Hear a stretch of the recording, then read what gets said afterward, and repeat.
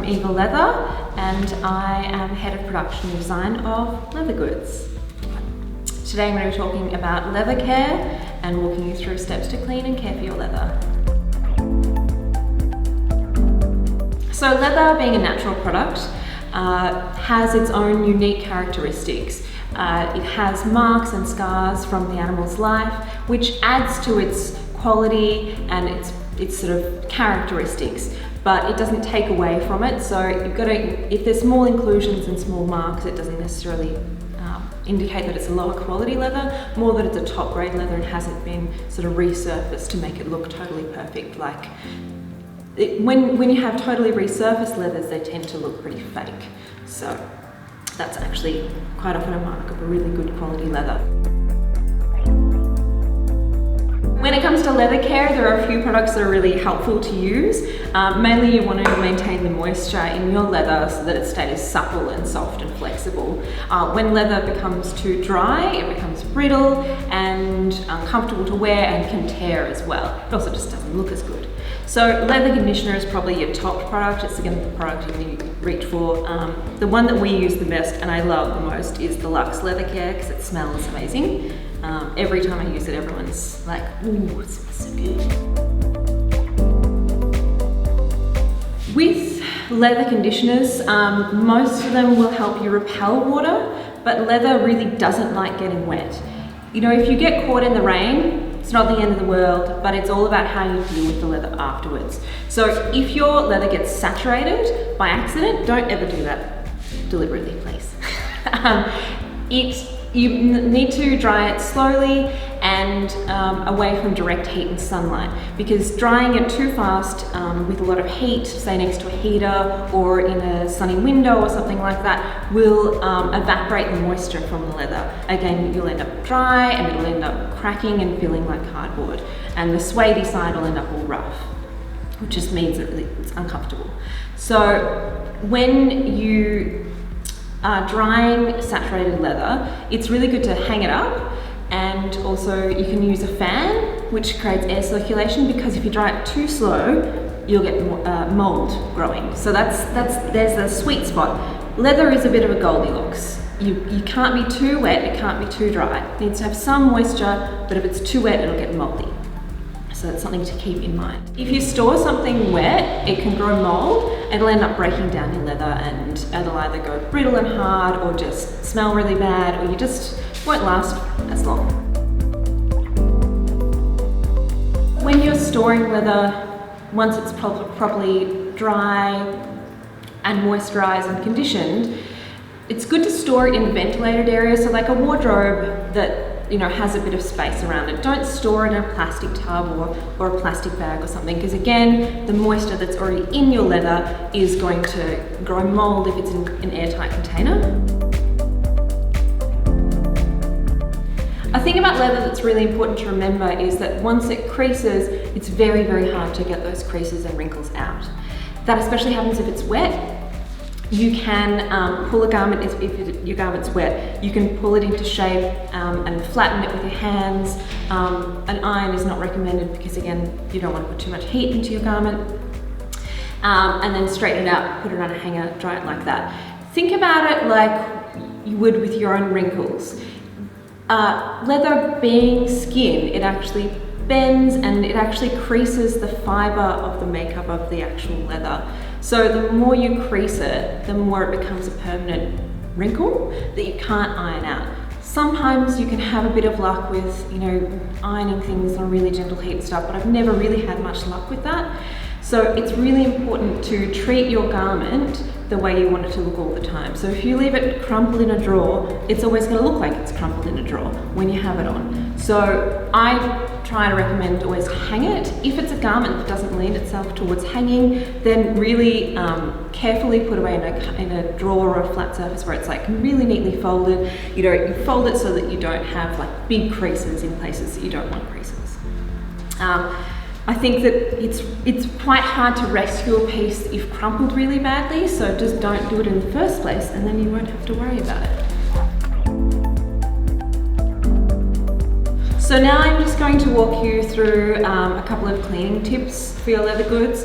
We'll start off with spot cleaning and general maintenance cleaning, and then I'll go on to something that's a bit more heavily soiled. So with spot cleaning and maintenance cleaning, it's good to do this like pretty often. If you're wearing a garment, I mean, I really like to clean my leathers, like just give them a bit of a condition and a wipe down after every time I wear them, but that's just me. It just depends on how often you're gonna wear it. If you're not gonna wear it for a while, maybe you're not gonna wear it for 6 months or something, clean it after you wear it, even if it's just like a few days afterwards. So what I would do is have a look at the garment, and I'm going to demonstrate on a harness, and then I'll do the same thing on a bigger garment for you as well. But basically have a look at the garment. If there is any like dust and dirt on the surface of it, take like a soft brush like this. This is a lovely shoe brush that's really soft, it's not going to scratch your leather. You can even just use the soft cloth for it, but just give it a really good brush down to lift any of that surface dirt off, so you're not just rubbing it straight back into the garment. So with the harnesses, especially around buttons and buckles and things, sweat can collect and you'll end up with salt marks on your leather and around the fixings. So the brush is really good to get in there, and you can sort of lift off any salt that's collected around these points. And the stitching as well, you really want to focus on getting, lifting off anything that's on the surface before you come in with your leather cream with the brush, because it'll stop you just rubbing the dirt back in. And then you can use a balsam, but my favorite product to use for this is the Lux, which is like a cream. So put a bit of that on a soft cloth. I tend to rub it in so you're not putting too much on the surface, and then just massage it really gently into the surface of the leather. I tend to sort of go over one side of it and get it nice and like coated in the conditioner. That, and focus on any areas where you might have salt stains from sweat, especially on harnesses, and just sort of wipe the surface off. And then what I do is flip the cloth over with the dry side, just wipe it off. Basically, it just so that it doesn't leave any residue on the surface. Just give it a wipe over with leather conditioner, wipe off the excess. It's really that simple. You want to let the leather conditioner dry before you store it, because it does have that moisture component into it. Just leave it for like, half an hour for an hour, depending on the weather. With bigger garments, just, put a little bit more leather conditioner on your cloth, and then just sort of work into one surface. If you have a particular area that has maybe a little spot, I tend to put my hand inside the garment to support the leather. Just gives you a bit of a good grip, and then you can just sort of massage it in really well and wipe it off so you don't have too much, and that just gives you a nice sort of update clean. It's also a really nice thing to do. I tend to do it when I'm going out so that my garment looks beautiful when I step out of the house. It also just protects it, if someone spills a drink on you and stuff, you've got that on there. It's all fresh, and it sort of keeps it looking nice. It protects your leather as well as making it look really nice. So when you're cleaning more heavily soiled garments, you need to put a little bit more work into it, but it's really not that much harder. Again, start off with your brush and lift off any surface dirt and dust. The brush is really handy at getting like right in the stitching, so if anything's sort of gotten caught in there, it's nice to just give it a bit of a scrub first. Once you've done with that, get a sponge and a little bit of water. You really want to use minimal water. Again, you don't want to saturate your leather, so really wring it out. And I'm using saddle soap, which is a glycerin-based soap, so it's really good for leather specifically. Once you've got a little bit of saddle soap on your damp sponge, you want to work it into the leather where you've got your marks on it. I mean, you don't have to do the whole garment unless the whole garment is dirty, really. It's kind of spot cleaning. So as you work it into the leather, you can see like a fine lather working up, and that should lift the dirt off the surface of your leather. I tend to do it in patches because it'll dry out, and then you'll end up having to re-wet the leather to get the saddle soap off, which is not what you want. So do a little patch and then wring out your sponge to remove your excess saddle soap, and then use the sponge to just lift off the soap that you've just put onto the leather. And then you've got your lovely clean leather.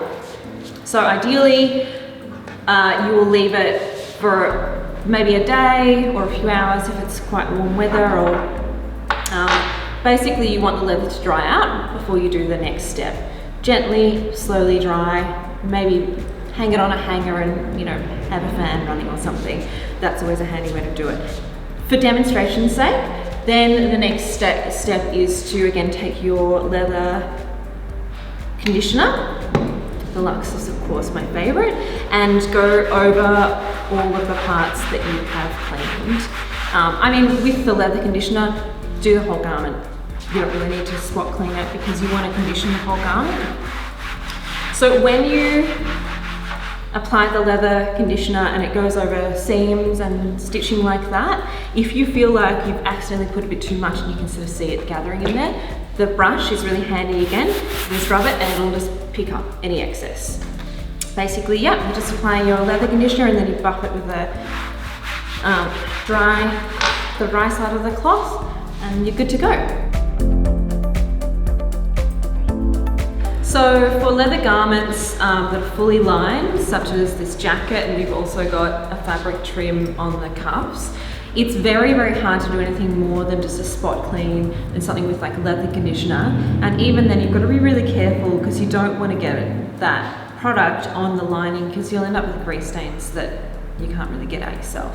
So I recommend garments that are lined to have them dry cleaned by a specialist dry cleaner that does leather goods, and make sure you talk to them and they're confident about what they do. Sometimes you can get away with hanging your garment inside out on the clothesline outside on a clear day where there's not too much sun, and just that air can help get rid of any smells and just air it out, or you know, just hang it up somewhere else in your house that has like a good amount of air circulation. Again, I mean, if you know, you wouldn't want to leave it in the sun for more like an hour at the most. But the sunlight will actually, especially if you turn it inside out, sunlight is really good because it'll kill the bacteria that forms and causes smells. So that'll sort of help prolong times between dry cleaning. But a good dry cleaner will definitely enhance the lifetime of a garment. It's not necessarily going to damage it. So as long as you take it to a good one who specializes in leather goods, you won't have a problem. Thanks so much, guys. If you need any more details on this information about leather care, it's all on our website. And don't forget to like and subscribe.